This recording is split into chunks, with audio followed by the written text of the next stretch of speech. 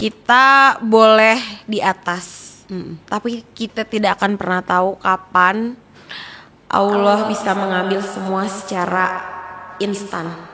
Katanya mau kakak sukses lagi, tapi ayah kok tinggalin kakak gitu. Dia tuh gak pernah sama sekali, sekalipun gak pernah menyalahkan aku, tidak pernah menyalahkan aku masuk.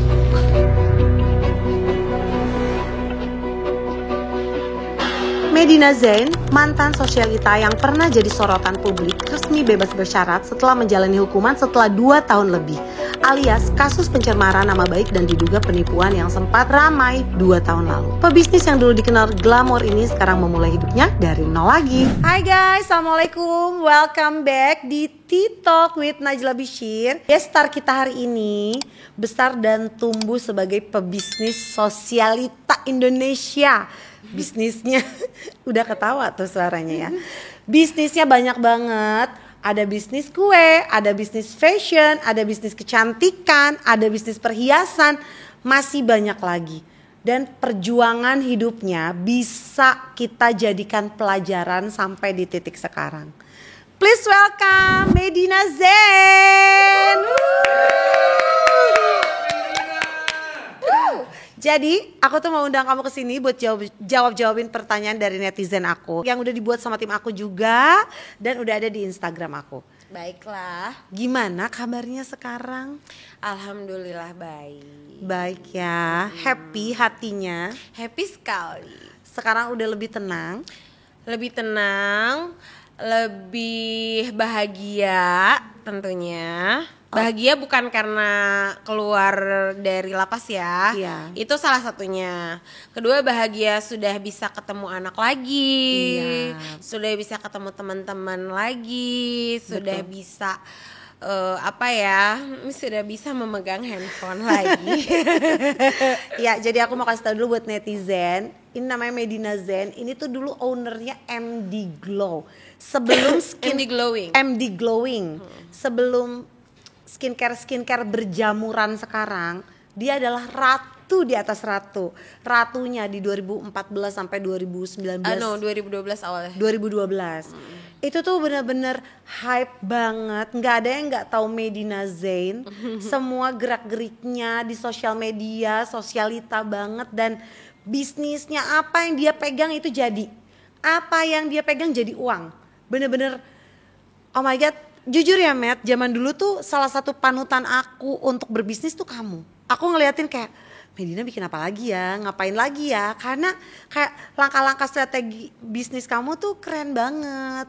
Dan ya mungkin lagi kejeblos aja, mungkin lagi ada masalah. Medina sempat 2,5 tahun di penjara. Di pesantren gitu. Enakan ya. Lapas sih ngomongnya. Oh iya, di lapas 2,5 tahun di lapas. Kamu ini sebenarnya vonisnya tuh kasus apa sih? Pencemaran nama baik apa? Jadi aku kena tiga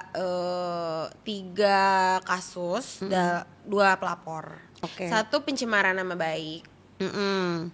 Kedua pengancaman. Oh, kamu mengancam?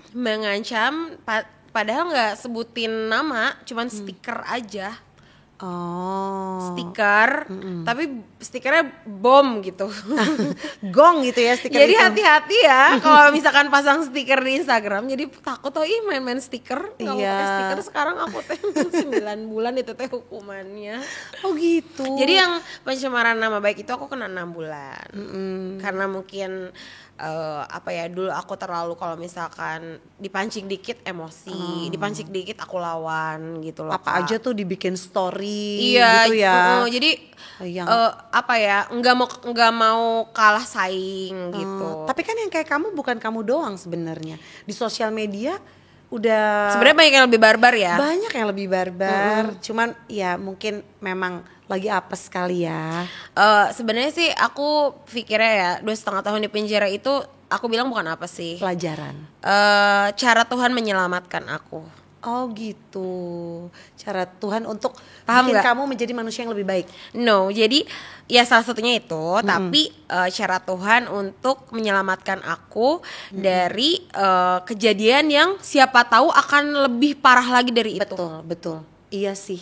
Kadang tuh kita ngerasa apa yang Tuhan kasih ke kita kok berat banget sih, kok kayaknya gue dikasih hal yang paling berat yang gue nggak sanggup lakuinnya. Tapi setelah kita jalanin, kita lihat ternyata oh mungkin kalau gue nggak masuk kayak gini, gue bakal ada di yang lebih parah lagi. Iya betul.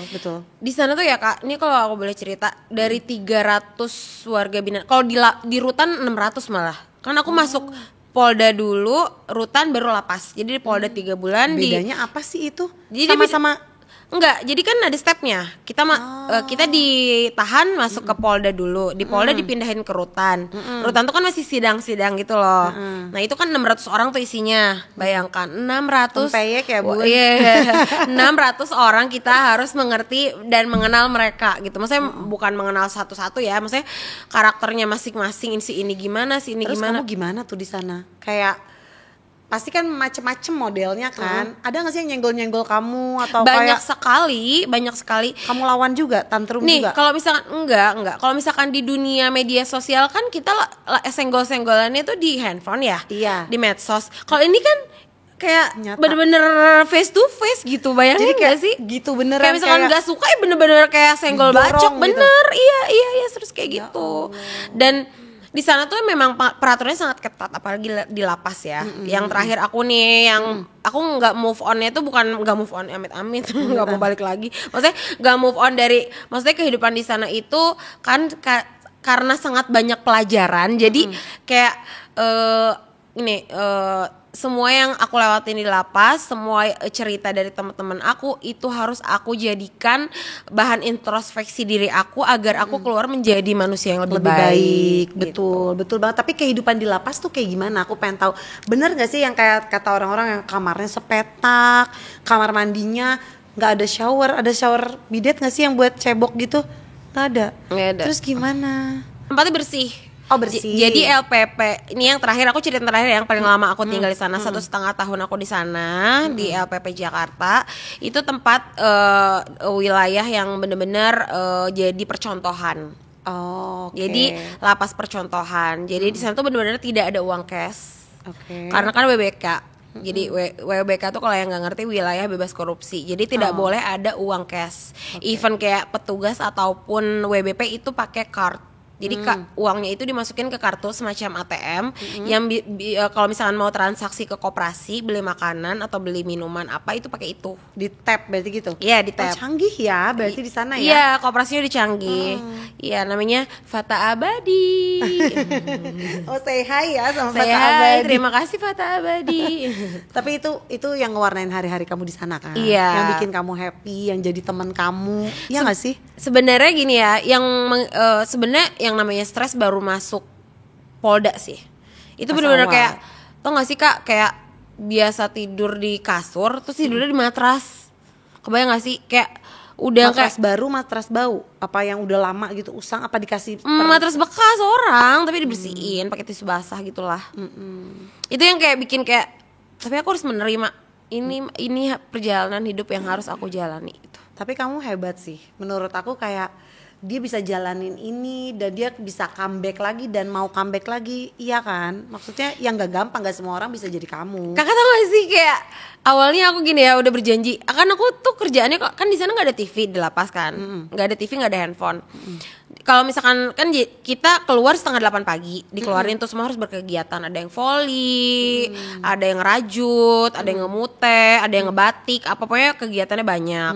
Nah kalau misalkan aku udah keluar, maksudnya keluar berkegiatan, masuk kan jam 5 sore, itu udah masuk sel semua, Udah nggak keluar lagi nggak tuh? boleh keluar lagi. Terus makan malamnya dimasukin dalam sel? No, nggak dapat makan malam. Kita makannya cuma pagi, siang, sama sore. Oh, kok kamu gendut malah di sana? Nggak dapat makan malam? Karena kan kurang gerak. Oh. Gimana sih kan seluas-luasnya lapas gimana sih?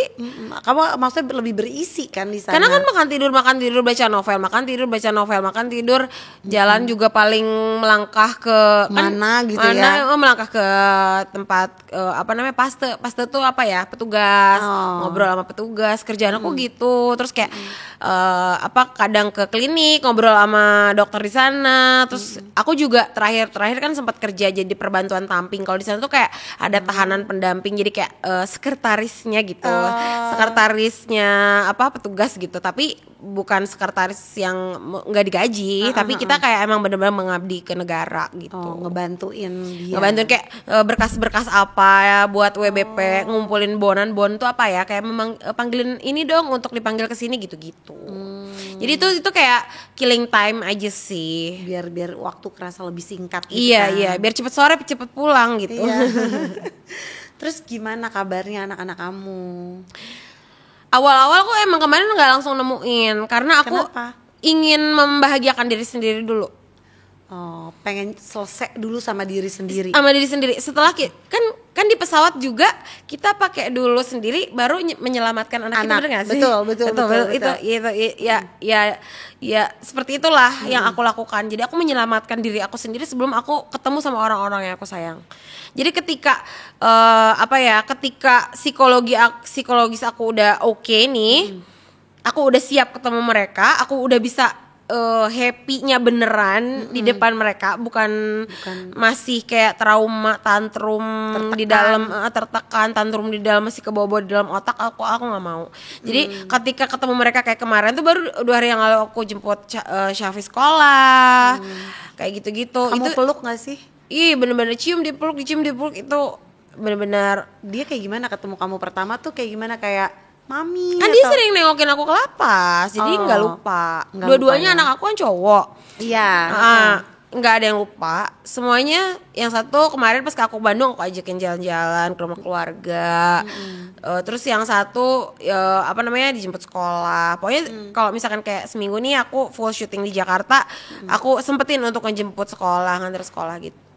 Berarti waktu 2,5 tahun lumayan banget ya. Maksudnya buat nggak bersama-sama sama anak tuh ya berat sih pasti ya, sebagai kita seorang ibu ya.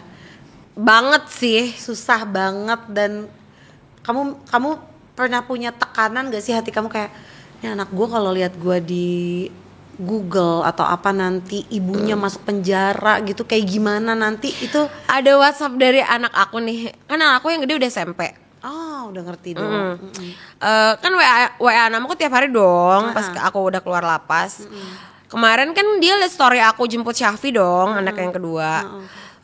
Radit mau dijemput sama bunda nggak gitu? Mau dong, dia bilang gitu dong. Emang nggak malu? Enggak, ngapain malu, katanya gitu.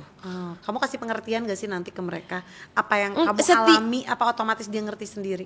Setiap mereka datang ngejenguk ya, aku selalu bilang, "Nak, bunda di sini lagi aku bahasanya kemarin apa ya? Jadi kayak tenang aja, bunda bukan orang jahat."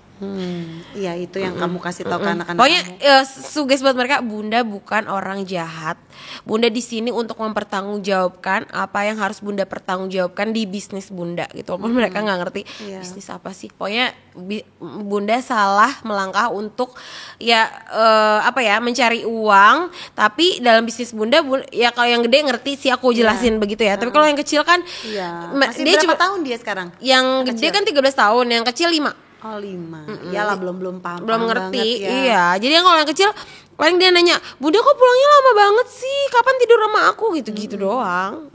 Kasihan sih, tapi ya sedih banget sih pasti ya. Aku juga ngerasain, aku kan ibu. Jadi kayak, ya menurut aku kamu hebat sih, Matt. Kamu bisa ngejalanin ini tuh, kamu perempuan hebat menurut aku, dengan dibalik semua problem yang ada ya. Tapi ya kamu hebat. Gak semua perempuan bisa kuat. Gak semua perempuan bisa kuat dengan drama kehidupan, anak, suami, apapun itu, bisnis, apa semua. Karena aku ngerasa ini tuh kayak titik terendah dalam hidup aku yang bener-bener kayak, kan aku 2018 pernah tertipu ya, karena bisnis travel aku tertipu itu yang karyawan aku menggelapkan uang 12M ya, sampai dia masuk juga kan 5 tahun. M bukan duit yang kecil ya, benar-benar. Iya, puyeng ya kalau dia sakit kepala kita kalau itu kalau flashback sih, kalau kayak aku ngeliat Google lagi kayak, aduh, berita itu ya ampun, 2018 aku pernah kena itu dan pernah memenjarakan orang. Ketika aku masuk penjara, aku merasakan kayak, oh gini ya rasanya gitu. Jadi kayak dia. Jadi gue kena juga nih gitu ya. Sebenarnya gini ya Kak, aku tuh dikasih tahu. Jadi ada salah satu petugas lapas yang deket lah, sering curhat-curhatan sama aku. Dia ketipu sekitar 300 atau 400 juta gitu. Terus aku bilang, dia kesel banget. Wah pokoknya dia kesel curhat sama aku, curhat. Terus ngedenger cerita aku 2 kali masukin orang ke penjara. Dia sampai ngomong kayak, Jagoan ibu ini 2 orang masuk penjara loh. Terus tapi kayak dulu aku sesombong itu Kak. Maksudnya kayak aku tuh searogan itu. Jadi aku tuh kayak apa jeblosin penjara, gue punya duit gitu kan. Iya. Dan kayak duit gue banyak, gue punya duit, gue punya bisnis yang lagi. lo salah ya lo masuk gitu. Gitu nggak bisa, gue bisa masukin lo ke penjara apa lo gitu. Itu Gitu. jadi pelajaran ya. Iya. Aku tuh ngelihat Medina aja tuh kayak Medina tuh dengan semua kasusnya kayak dia ini lagi ada di puncak, terus kayak sama Allah tuh dijatuhinnya tuh bener-bener kayak ketebuk gitu nggak sih, Matt? Kak, dari langit ke-7 langsung ke dasar bumi kayaknya, langsung ke kerak bumi. Beneran. Iya, jadi aku tuh bener-bener pelajaran banget nih ya buat kita yang punya bisnis, yang posisinya lagi di atas ataupun yang bisnisnya lagi berjalan. Kita nggak pernah tahu kita bakal kayak gimana, even 1 jam ke depan tuh kita nggak pernah tahu, betul nggak sih, Mel? Betul. Jadi kita sekali. harus hati-hati, harus tetap baik sama orang, harus tetap ingat sama Allah, harus tetap sama orang tua, dan jalan kita usahakan yang lurus, yang positif aja, karena kita nggak pernah tahu. Yes. Gitu. Dan alhamdulillahnya teman-teman aku masih banyak yang support aku di dalam ya. Maksudnya kan aku kan nggak di dalam kan bukan jadi TKW. Bukan menghasilkan uang ya kan. Iya. Menghabiskan uang dalam arti menghabiskan uang tuh kan aku nggak mungkin, bukan aku manja ya kan, pengen dong makan makanan fast food kali-kali, beli di koperasi gitu kan. Di sana nggak boleh beli di luar. Tapi Maksudnya kalau dikirimin boleh nggak sih? ada namanya Bon Posko. Jadi kalau Bon Posko tuh kayak misalkan masakan rumah boleh, tapi kalau misalkan kayak makanan-makanan itu kayaknya nggak boleh deh. Harus beli di koperasi, di koperasi. Jadi ibarat kata kayak aduh ngidam sushi nih gitu, koperasi belinya. Tapi Tapi sushi di ada koperasi. bisa. Jadi mereka yang ngegosenin. Oh gitu, ya lumayan. Iya. Ya, mending. Terus aku mau nanya deh, pas kamu lagi di dalam situ, kamu circle-nya banyak banget, kamu sosialita top saat itu. Teman-teman sosialita kamu kemana? Banyak Jemputin yang kamu? bantu alhamdulillah. Alhamdulillah. Tapi aku nggak mau sebutin satu-satu, ada aja hamba Allah. Terima ada kasih. ya, Nah, alhamdulillah. teman-teman Berarti aku mereka masih pada inget kamu, masih pada bantuin kamu, masih gitu pada ya? bantu. Ya, Masih pada bantu. banget sih. Bersyukur banget mereka masih pokoknya ada salah satunya Arafi, satu yang aku sebut Arafi Ahmad. Iya. Oh, dia terkenal Alhamdulillah. baik ya, alhamdulillah ya. Alhamdulillah baik banget dan membantu aku. Membantu kamu ya. Salah satu yang membantu aku. Tuh, thank you Raffi, makasih tuh A. Medina. Alhamdulillah. Terus aku mau nanya nih, kamu di dalam emang bener sampai kena penyakit kulit, bener nggak sih? Kakak ini aku ngumpetin tangan aku ini soalnya nggak mau. Sampai diumpetin loh tangannya dari tadi. Kakak, Gitu. tahu nggak sih? Harusnya airnya apa sih, apa yang terjadi? Akhirnya baik-baik aja. Aku bukan, tapi Nggak tuh ada AC ya? Kamu biasa pakai AC kan? di sana kan AC alami, kebuka nggak ada kaca. Tapi kan panas nggak sih? Panas banget. Iya. Panas banget. Panas banget. Ya, Gak ada AC, 2,5 tahun tanpa AC. itu rasanya Tanpa gimana? kasur, di matras. Ya Dan Allah. matras yang segini tipis banget. Sakit punggung nggak sih bangunnya? Apa? Sakit punggung nggak bangunnya? Nyeri tonggeng. Nanti kakak coba beli matras di Shopee. Terus abis beli matras Shopee cobain di rumah. Aku nggak mau nyebutin orang lain kecuali Araf. Arafi. Oke, aku pengen tahu deh. Sekarang kan kamu udah bukan Medina Zain yang berada di posisi puncak lagi, betul nggak? Betul. Bukan Medina Zain yang punya power lagi. Boleh jujur gak sih nih? Boleh. Kemarin tuh kan aku pulang dari lapas tuh langsung ngambil kerjaan ya. Maksudnya kayak sahabatku Richard ya kan. Dr. Richard Lee. No, Richard bukan. Ricardo, MC terkenal se-Indonesia Raya. Oke. Dia yang membantu aku yang mencarikan kerjaan. Aku nggak mau dari kecil aku, bukan dari kecil, dari awal aku bisnis aku harus berdiri di kaki sendiri. Nggak mau tergantung sama orang. Apapun gue kerjain lah ibarat kata. Bisa apapun palu gada Dia ya ini namanya. memang pekerja keras. Dia ini kepleset. Kalau menurut aku dari segi bisnis, Medina ini kepleset. Ini pekerja keras, ulet. Masya Allah. Masya Allah, tabarakallah. Aku tahu persis. Apa aja dikerjain nih anak. apa aja dikerjain yang penting menghasilkan uang, betul nggak sih? Piti. Tuh, karena memang dia ulet, dia tuh bener-bener kayak apa ya? Dia bisa beradaptasi dengan ini itu, cuman memang kayak ya mungkin emang lagi apesnya aja kali ya, Met. Sebenarnya kemarin momennya tuh ketika 2019 ya, pernah ada masalah juga. Abis itu COVID. Abis itu klinik aku tutup satu dari 300 orang kalian. Aku berkurang sampai hancur udah. Jadi kayak set gitu. Bet gitu ya. Kakak ngerasain nggak sih dihisap kan di nanti kita ya, someday gitu, kita semua akan dihisap. Betul. Tapi aku ini merasakan dihisap di dunia. Dihisap di dia pada saat COVID gitu. No, dihisap di dunia sekarang ini. Bagus dong, Met. Aku keluar 300.000 itu uang yang keluar dari kartu aku. Jadi kan kartunya dicairkan tuh jadi uang 300.000. Kan gak boleh ada cash dong. Jadi dia pas pay aku itu udah tinggal 300.000. Nah, ketika keluar di portir ini, ya kan, itu benar-benar disaku 300.000 dan mintanya Medina apa? Cuman pengen ke apa sih? Alfamart, Indomart. Sama ngedengerin mesin ATM yang deret gitu keluar. Tapi bukan duit gue, duitnya Mami Isa itu. Bukan duit kamu ya. Mami Isa Geza itu. Iya, Mami Isa waktu itu yang jemput sama Iqbal. Oke. Ini kayak gak usah. Karena kan Mami Isa kan pernah waktu itu juga di rutan. Jadi dia pernah merasakan juga kan. Jadi langsung jemput kamu. Oke. Ini kan banyak hal ya yang katanya kamu tas palsu lah, terus juga apalah, aku juga nggak ngerti sebetulnya tuh kayak gimana sih kamu tuh ngelakuin itu karena emang butuh duit aja apa terjerumus juga atau bagaimana sih? Sebenarnya banyak itu hal heboh banget kan. Iya. Sampai kayak Bang Uya apa segala pakai. Sebenarnya banyak fitnah sih. 75% fitnah, 25% memang benar. Jadi Aku akui. digoreng juga sama media mungkin iya, ya. Judulnya apa ya? Itu tuh bikin nyesek banget sih. Sebenarnya kalau mau klarifikasi ini podcast bisa jadi 5 jam, Kak. Ini intinya aja ya. Jadi ada orang di belakang aku lah yang melakukan ini. Oh gitu, yang mengacak-ngacak juga hubungan kamu sama teman-teman kamu. Iya. Gitu. Apa sebenarnya janjian kamu ketipu juga? Aku juga sebagai korban. Dan ketika aku masuk sebenarnya ada salah satu lawyer aku yang bilang udah geret aja, tapi aku bilang nggak apa-apa, aku pasang badan Jadi sendiri. Kamu yang pasang badan sendiri. Sekarang gini Kak, sekarang aku udah dibully sama se-Indonesia Raya, se-Antero Raya, Jagat Raya. Aku mau klarifikasi event itu mau sampai berbusa juga, netizen udah nggak bakal percaya, paham nggak? Betul. Jadi sekarang aku ingin membuktikan dengan yang apa aku lakukan setelah keluar aja. Dengan prestasi yang akan aku munculkan. Betul. Harus iya. Karena kamu tuh bukan orang yang gampang nyerah. Aku tahu banget. Bisa ngebangun bisnis segede itu, bisa punya karyawan banyak, bisa bikin bisnis ini itu. Karyawan kamu tuh laku banget loh dulu. Masya Allah. Iya sebelum ada kue kakak ya. Iya. Aku mau nanya, sebelumnya juga kan kamu pernah terjerat narkoba katanya nih, terseret.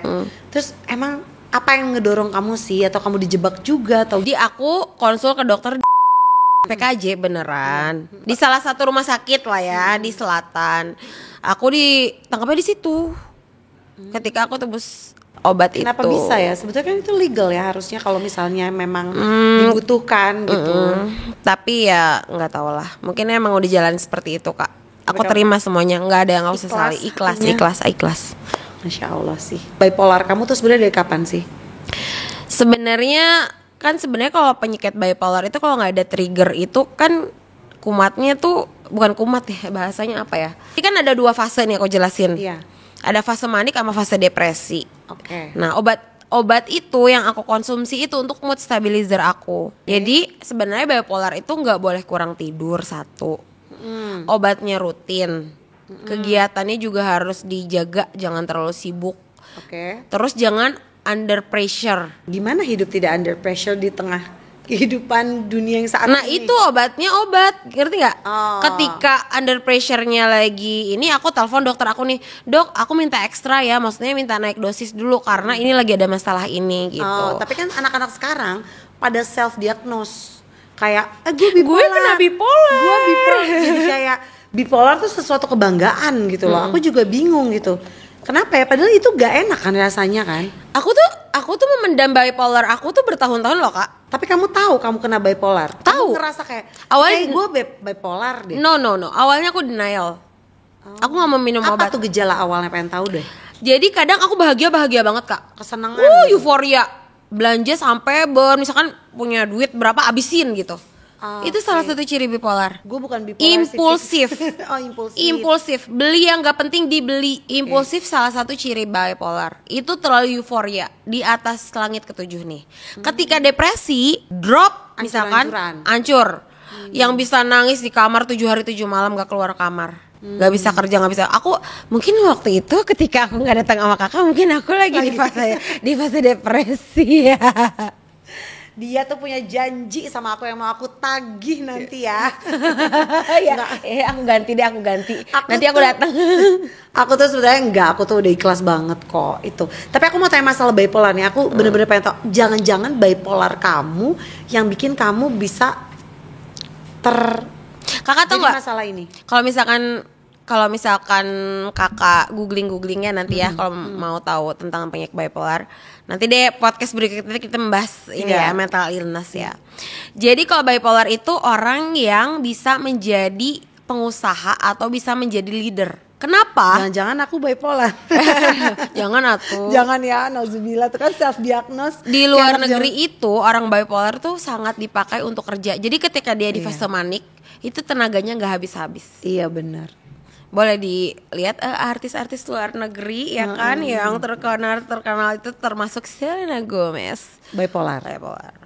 Jadi ketika dia kerja itu benar-benar dipakai dan dia bakal all out banget. Iya, terus bakal perfeksionis. Ibarat kata 7 hari 7 malam dijabanin lah gue kerja gitu. 24 jam ayo gitu. Tapi kalau begitu fase depresi, nah itu yang bahaya. Nah kenapa, sorry aku potong, nggak apa-apa. Kenapa obatnya harus rutin? Karena jam 9 malam minum obat harus tidur. Paham nggak? Jadi ketika di fase manik, maniknya nggak terlalu manik, nanti ketemu depresinya abis dropnya sampai bawah banget. Nah gunanya obat mood stabilizernya ini, si Abilify ini, namanya Abilify ya obatnya, itu tuh untuk mood stabilizernya biar si depresi dan maniknya itu seimbang. Ketika manik nggak terlalu naik, ketika depresi nggak terlalu ngedrop gitu loh. Paham. Tapi kan kalau kata ibu-ibu zaman dulu kan kurang zikir, betul nggak sih? Mungkin bisa jadi iya. Ya tapi enggak lah, pasti gangguan mental illness memang harus diobati ke ke orang yang memang kompeten gitu, kayak psikolog, psikiater. Dan alhamdulillah, maksudnya lapas ya, LPP memfasilitasi aku, memberikan dokter Mirza, ada dokter Mirza SPKJ yang di Rumah Sakit Pengayoman itu ya, yang bekerja sama dengan lapas. Itu aku free konsultasi. Dan dokternya juga baik pastinya. Dokternya sangat baik, Masya Allah, dokter Mirza yang sangat sabar sekali dengan ketantruman aku. Jadi kamu nangis, kamu ngamuk ke si dokter Mirza itu. Iya, pokoknya keluarin semua. Apapun, sebenarnya orang bipolar itu cuma butuh temen aja nggak sih, kayak temen didengerin aja udah cukup gitu. Ketika marah-marah jangan marah-marah sama orangnya, lebih baik kayak marah-marah sama tembok. Atau marah-marah sama buku nulis nih, gue lagi kesel sama ini gitu, robek, buang, lempar gitu. Atau enggak didengerin sama orang yang sabar. Karena kan itu tong sampah ya. Iya. Ada orang yang sabar ya, teman kamu 16 tahun temenan sama dia, gue harusnya tanya gitu, Kak, sabar gak temenan sama dia? Terus aku mau nanya, kabar-kabar bisnis kamu nih kayak gimana kabarnya sekarang? Kemana? Ada yang masih bertahan gak? Ada satu. Apa tuh? Hylogy Skincare. Kamu mau comeback nih? Apa? Kamu mau comeback nggak nih ke dunia? Comeback lah, itu dunia yang membesarkan aku. Aku bisa buka travel. Betul. Aku bisa endorse artis keluar negeri. Aku ini jadi sombong gak sih? Iya, nggak apa-apa dong. Itu aku bisa achievement kamu iya, kan? aku bisa mendapatkan semuanya. Betul. Bisa membuka bisnis segala macam dari bisa membuka cabang klinik sebanyak itu di seluruh Indonesia, itu dari awalnya dari jualan skincare di online. Jadi di Shopee apa di mana? Zaman dulu bukan Shopee, Kakak, dari zaman BBM, you know. Oh, BlackBerry Messenger. top ya. Pengen tahu deh dulu omset MD Glow tuh gong banget loh dulu. Bener-bener billboardnya di mana-mana mukanya Raffi Ahmad, Masya terus si Allah. Nagita Slavina. Ya, Masya Maksudnya Allah. di sebelum yang ini pada ada nih, dia tuh udah duluan. Aku tahu persis. Nih anak udah duluan di dunia beauty dan udah gong, udah saingannya RH nggak sih kamu dulu? Aku satu tim sama RH. Jadi dulu kita punya namanya Asosiasi Astika. Asosiasi Estetika Indonesia. Brandnya aku sebut ya nih. Iya nggak apa-apa lah, sebut aja. MD Glowing, RH, Iya, Zep, yes. dua lagi lupa deh. Ntar ada di Instagram aku kok. Oh. Jadi ada 5 brand. Top semua itu pada Iya, zamannya. Pada saat itu kita membuat Asosiasi Astika, Asosiasi Estetika Indonesia.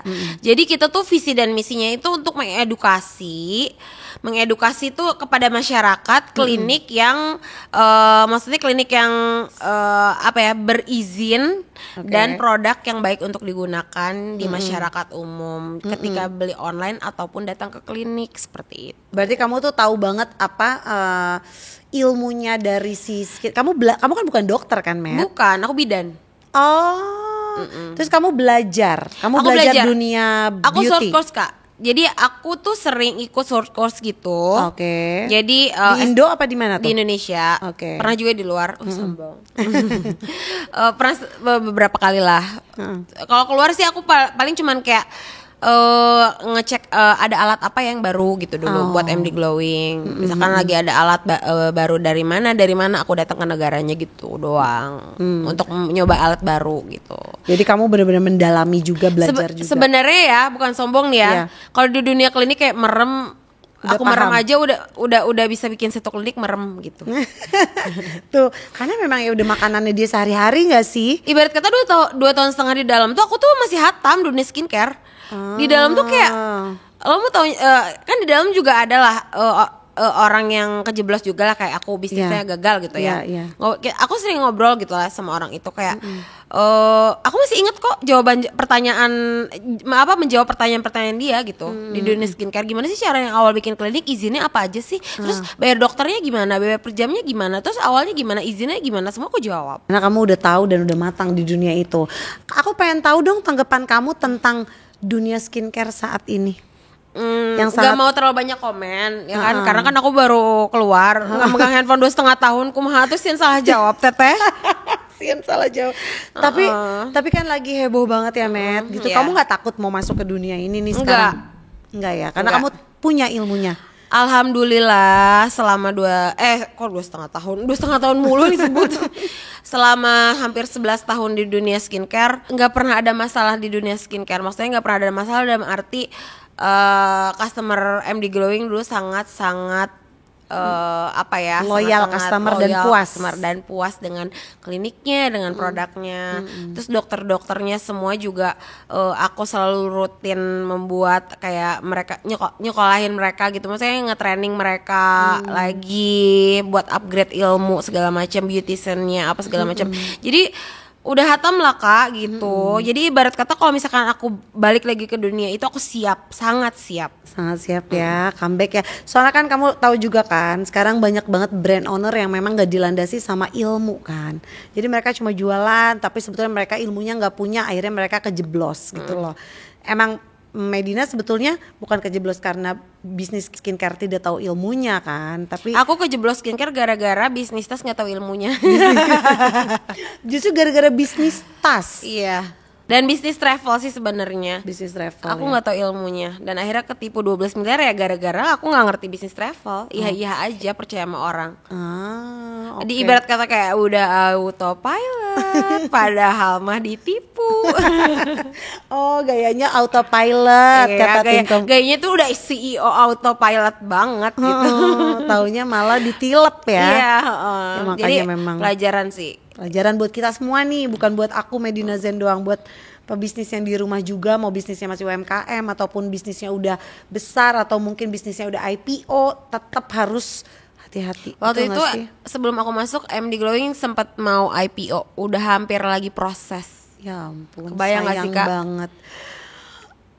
pitch deck Itu semua. kayak ujungnya suatu bisnis Kakak yang tau gak diimpikan. pitch decknya, terus investornya yang ngurusin buat IPO-nya semua udah kelar. Aku kena kasus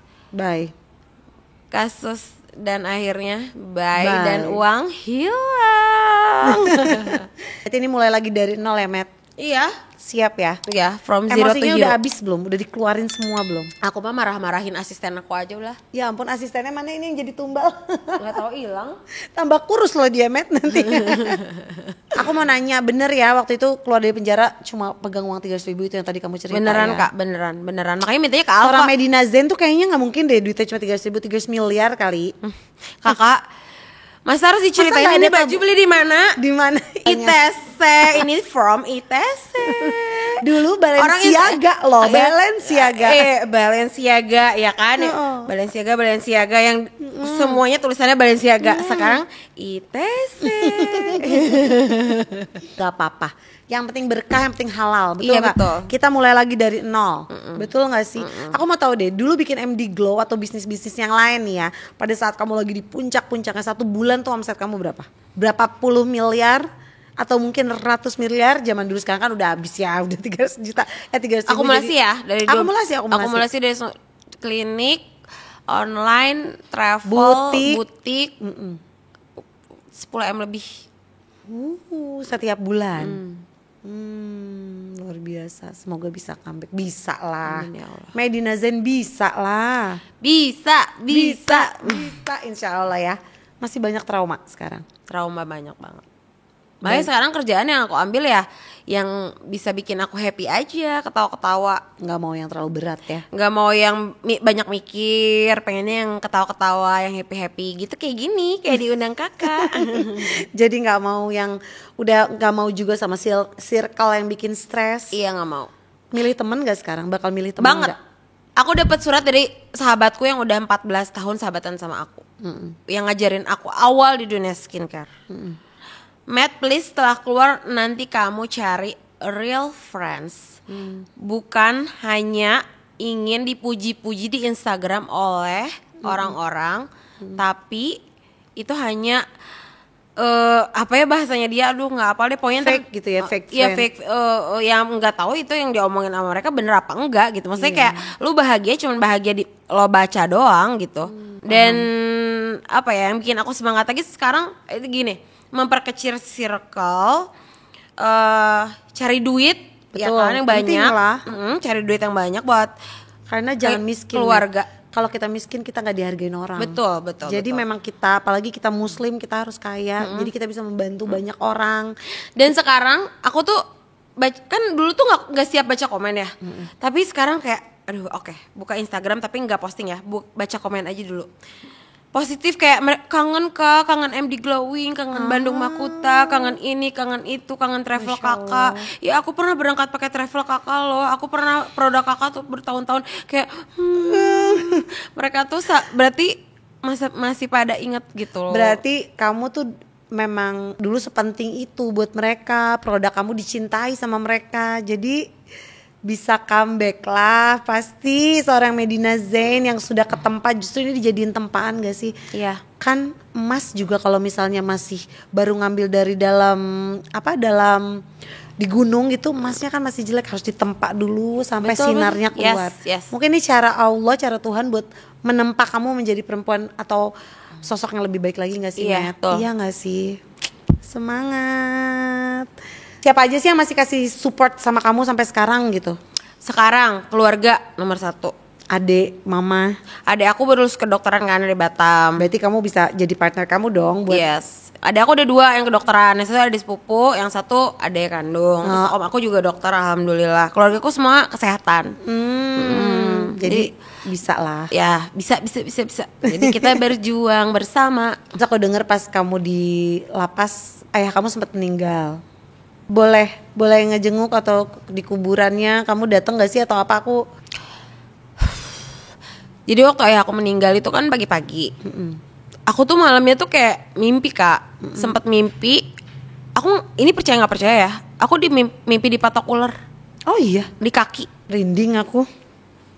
Demi Allah Kak, beneran. Dan biasanya kan kalau pagi-pagi aku tuh telepon mama, telepon anak, atau telepon Syifa ada yang setia banget sama aku. Karyawan satu-satunya yang setia sampai sekarang itu. Ketika aku di penjara juga. Ada kabar apa hari ini, dari wartel kan teleponnya. Di sana tuh telepon 25.000 15 menit. Jadi harus beli kayak voucher wartel gitu. Jadi aku nelfon gak pernah lama, yang penting-penting aja gitu. Karena kan boros kan. Aku harus ngirit-ngirit uang banget di sana. Pagi-pagi aku telepon mama, terus ibu aku bilang, "Kak, ayah koma," gitu. Aku langsung kayak darah tuh kayak mengalir dari atas ke bawah gitu loh, kayak drop, kayak gimana sih? Lemes kayak hah? Koma gitu. Terus sekarang keadaannya gimana? Gak sadar katanya gitu. Terus sekarang di mana ayah gitu? Udah bawa ke rumah udah di rumah sakit, di salah satu rumah sakit di Tangerang gitu. Udah kayak gitu ayah diapain? Ini lagi persetujuan operasi gitu. Karena pecah pembuluh darah di otak. Ya kan emang punya hipertensi. Dan terakhir ngejenguk aku itu ayah tuh kakinya udah gak berfungsi satu. Jadi kayak jalan tuh kayak gak normal gitu loh Kak. Dan ayah tuh deket banget sama aku. Dan orang yang paling gak pernah ngejudgement aku. Even Aku yang sedih. Enggak, orang tua aku tuh, ayah sama ibu aku tuh even kayak anaknya masuk penjara tuh gak malu gitu. Tetap sayang, tetap nerima kamu sebagai. Gak pernah kayak kamu tuh masuk penjara, kamu tuh memalukan keluarga. Itu kata-kata yang gak pernah terdengar di kuping aku gitu. Ketika mereka menjenguk dan di telepon tuh mereka tuh gak pernah ngomong itu gitu. Gak pernah, "Kakak sehat ya, kakak baik-baik aja di sana, makannya oke kan, minum obat ya," gitu-gitu. Kamu anak paling tua. Anak pertama. Jadi emang jiwanya jiwa leader ya. Jiwa pemimpin. Jadi di saat kayak kitanya kenapa-napa tuh keluarga goyang gak sih rasanya? Iya, jadi yang bikin aku sedih banget waktu itu tuh kan, kalau keluar lapas tuh kan, kalau izin keluarga sakit atau keluarga meninggal itu kan izinnya susah ya. Karena kan pejabat harus kumpul semua kayak disidangin dulu gitu loh Kak. Kan orang meninggal mah mendadak gimana? Iya, tapi jadi kan kamu nggak bisa lihat. Kakak, ayah tuh kayak nungguin aku waktu itu. Aku tuh telepon adik aku dari wartel sampai beratus-ratus kali. Iya ini masih gerak tangannya, bukan gerak tangannya, masih nyala mesinnya gitu kata adik aku. Tapi tangannya gerak gak? Enggak sih, tangannya enggak, tapi masih nyala kok mesinnya. Ayo kakak cepetan kesini gitu, kayak nungguin deh gitu. Itu tuh belum bisa keluar aku dari lapas karena kan prosesnya panjang Kak. Nyari polisi yang ngawal apa segala macam itu prosesnya panjang banget. Nyampe sana aku di jalan, nyampe di telepon terakhir udah adek aku udah nggak jawab, udah nangis. Aku udah yakin ayah aku udah nggak ada. Yang bikin aku ngedrop banget nyampe sana, ini kayak masuk lorong jenazah. Aku cuma terfokus sama kain kafan yang ketutup. Dan ini kiri kanan teman-teman aku, kiri kanan banyak banget saudara-saudara teman-teman aku nggak lihat. Udah fokusnya ke depan. Yang bikin aku nggak siap tuh kayak ngebuka kain kafan ayah aku sih, itu kayak kebayang nggak sih? Kayak yang kata-kata yang aku keluarin pertama tuh kayak kasar gitu ke ayah, kayak ayah tuh kan janji nungguin kakak sampai pulang, kok ayah bohong sih sama kakak gitu. Katanya mulai kakak sukses lagi, tapi ayah kok ninggalin kakak gitu. Oh, dia selalu support kamu untuk kayak kamu pasti bisa sukses lagi, dia kasih support kamu. Dia tuh gak pernah sama sekali, sekalipun gak pernah menyalahkan aku, tidak pernah menyalahkan aku masuk. Aku di Polda aja dia sakit terpincang-pincang kakinya aja nengokin aku Kak, jauh-jauh coba. Dulu kan masih di Bandung ayah tinggalnya. Iya. Sebelum pindah ke Tangerang. Walaupun mungkin hatinya terluka banget, anak perempuan yang paling tuanya ada di lapas gitu kan ya pasti. Terakhir ini dia sering salah WhatsApp ke adek aku. Kayaknya mungkin udah ini ya, udah kan lupa. Namanya stroke ya. Kakak kok nggak pulang? Kak lagi apa gitu? Ini ade bukan kakak gitu. Sampai detik ini kan handphone yang aku zaman dulu kan masih ada, tapi aku nggak mau buka handphone aku yang dulu. Kan masih ada WhatsApp ayah dulu zaman aku belum di penjara ya. Nggak mau, nggak siap. Jadi kakak tiri aku aja ngirimin video-video ayah terakhir meninggal, aku belum siap nonton. Nggak mau. Kalau ayah kamu masih ada nih misalnya, apa sih yang pengen kamu omongin gitu ke ayah kamu nih? Kamu pengen ngomong apa? Terakhir kan pesan dari ayah kan, kakak pulang dia rajin ibadah. Jadi hidup sederhana lebih bahagia kok daripada hidup banyak uang tapi kakaknya capek katanya gitu. Kesehatan lebih penting, membahagiakan keluarga dan waktu buat keluarga lebih penting, itu yang paling aku ingat dari kata-kata ayah. Jadi kalau misalkan ayah dengar di atas pasti ayah melihat nih perjuangan aku keluar dari penjara, aku kan kerja lagi sekarang. Semoga ayah bahagia ngeliat kakak sekarang pulang udah bisa nggak ketergantungan lagi sama orang. Kalau di dalam kan minta-minta ke keluarga, minta-minta ke teman-teman gitu ya yang bantu-bantu. Sekarang udah bisa cari uang lagi sendiri gitu. Udah bisa ngajak main anak-anak, udah bisa ngajak main ibu. Udah bisa ke makam ayah, kemarin aku makam ayah. Oke, kita hapus dulu air mata ini ya. Ya Allah, Sudahlah. semoga semuanya makin Amin ya Allah. Makin lancar ya, Matt. Aku doain, aku juga. Ya mungkin aku bukan teman deket kamu, tapi aku tahu cerita kamu. Aku juga berharap kamu bisa comeback, kamu bisa jadi orang yang lebih baik. Amin. Kayaknya bisa sih kalau menurut Insya aku. Allah. Kamu lahir kayaknya bisa menjadi manusia yang bermanfaat untuk orang banyak. Amin. Jangan lupa ya, utangnya sama aku harus dilunasi nanti. Iya, punya utang. Ya, ketika Medina masih sombong. Oh, saat itu kamu tuh berasa kamu tuh sombong ya. Aku Bukan merasa, sombong sih Kak. Jadi Sebenarnya tuh kan kayak bukan. Jadi ini emang udah di handle manager. Iya, maaf. Tapi tuh aku tuh suka skip, jadi kayak Iya. ini ambil enggak, ini ambil enggak, ini kan kamu udah janji sama ini gitu-gitu. Jadi kayak kerjaan lagi banyak. Waktu itu kan aku Iya. masih di kontrak Zoya kan. Iyalah, waktu masih tinggi banget kamu waktu itu posisinya kayak aku masih Jadi remar-remar foto peyek gitu. Jangan gitu Ih tuh, bener, Kak. ih tapi itu faktanya, bener. Aduh, jadi kan foto aku dulu di Zoya masih kayak di Ay. seluruh Indonesia ya kan. Oke, kita doakan pokoknya Medina Zain bisa comeback lagi. Amin. Semangat terus ya, Met. Thank you, Kakak. Sampai ketemu. Ada satu kata-kata yang pengen kamu omongin gak ke semua orang? Apa gitu, kayak pesan dari kamu buat semua orang, ini buat pelajaran hidup yang bisa kamu ambil di diri kamu, yang pengen kamu kasih tahu ke orang-orang. Jangan apa, atau jangan percaya apa, atau apapun lah. Pesan aku buat semuanya, mudah-mudahan pelajaran hidup aku yang aku jalani ini jadi pelajaran buat semua. Kita boleh di atas, tapi kita tidak akan pernah tahu kapan Allah bisa mengambil semua secara instan. Dan satu lagi, kalau misalkan kita diberikan ujian sama Allah, kita harus pasrahin, ikhlasin, jalanin. Jangan kalau kata psikolog aku tuh nggak boleh dilawan kalau punya masalah. Pasrahin, kasih dilepas loss gitu. ya. Ini beban di atas kepala Kak. Kalau misalkan bebannya kita diem aja, ngejatohin badan nggak sih? Iya. Kalau dilosin kayak Jalan, dah, ya udah ngalir. gitu ngalir. Banyak keajaiban yang aku dapetin di dalam. Banyak sekali keajaiban.